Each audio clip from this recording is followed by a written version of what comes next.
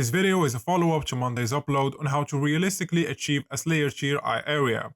Following up on the theme of more refined educational content, we will discuss all the ways you can possibly follow to achieve a great looking lower third within your genetic limits. This includes all possible natural solutions, those that are theoretical, I think you guys know what I'm hinting at, and factual solutions. I will also go over soft and non-intrusive surgical solutions, and hard surgeries, with other information added in as well. Like many other videos, this will be split into multiple parts.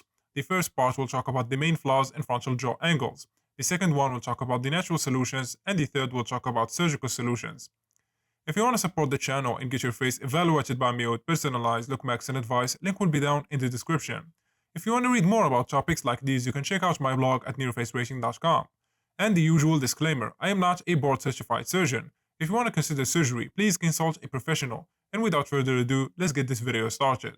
One of the most overlooked flaws when it comes to the lower third is not being lean enough. I do not care how great your jaw looks underneath, if you are not lean enough, your jaw will suffer, because the angularity will be ruined, which basically means the jaw looks round and the hyoid skin will be loose.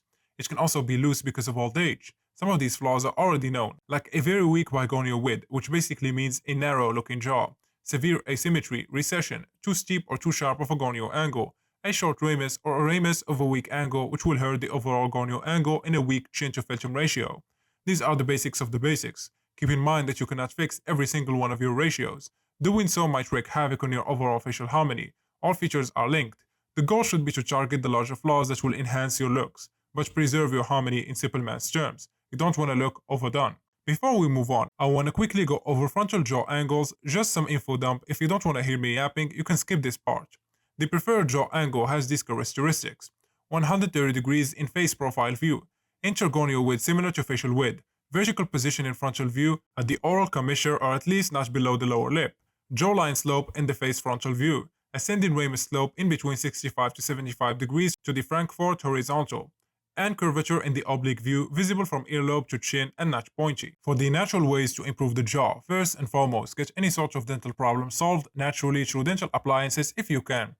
Surgery might be required in extreme cases. Things like underbite, overbites, crossbites, crowding, give yourself a good base to work with. So if you suspect you have these, visit your local orthodontist. Quick note, braces might result in lower jaw recession. People nowadays go for Invisalign as it's considered a better option. But Invisalign can also be limited. I would like to split this into two groups. Those of you who are young teens, approximately from 12 to 16 years old, and late 17 plus into your 20s and 30s. The first group are the most flexible because you did not fully mature yet in attractiveness, and you are still growing, so you can go for a more theoretical approach, such as hard mewing, proper chunk posture, for proper facial development. Mixing it with a practical approach like chewing exercises. Here is a base routine you can modify to your liking. 2 sets of 15 minutes of jawliner in the morning and evening. Chewing gum whenever you can, few hours a day, equal chewing on both sides, and mastic gum preferably. If you notice too much pain in your jaw, then you are overdoing it. Also be careful, you might risk developing TMJ disorder. Second thing, neck training, 2 sets of neck extensions with 15 reps. Same thing for the neck curls. Don't lift more than you can handle to avoid injury. Things you should keep an eye on in your routine: hard mewing for ideal chunk position, holding proper posture, correct swallowing techniques, always nose breathing, and always sleeping on your back to avoid facial asymmetry while sleeping.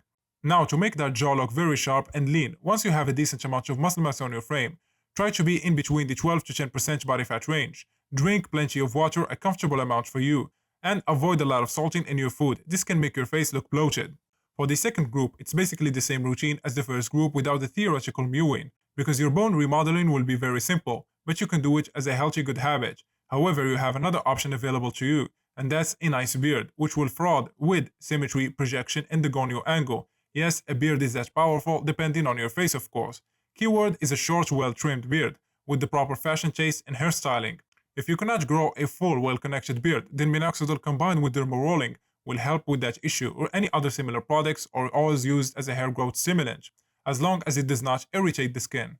Now for surgeries, it's a very wide sea, but I'll be more specific within it and give a nice combo of surgeries. It is impossible to tell what each person needs. This is not the rule, just a compilation. Different surgeries will work for different people.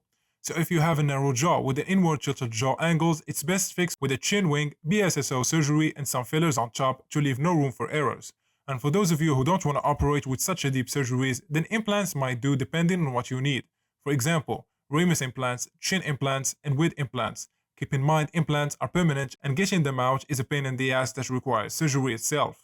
For those who want to go for pure fillers, they are safe and non-intrusive, but temporary and can migrate, which is not ideal. So if you are serious about surgeries, know your flaws, do your research, and visit a board-certified surgeon for the best results. So what do you guys think about all of this? If you have any extra tips, put them down in the comment section for people to benefit. That's it for today's video. Hope you guys enjoyed it. A like and subscribe will be highly appreciated. And like usual, catch you guys in the next one.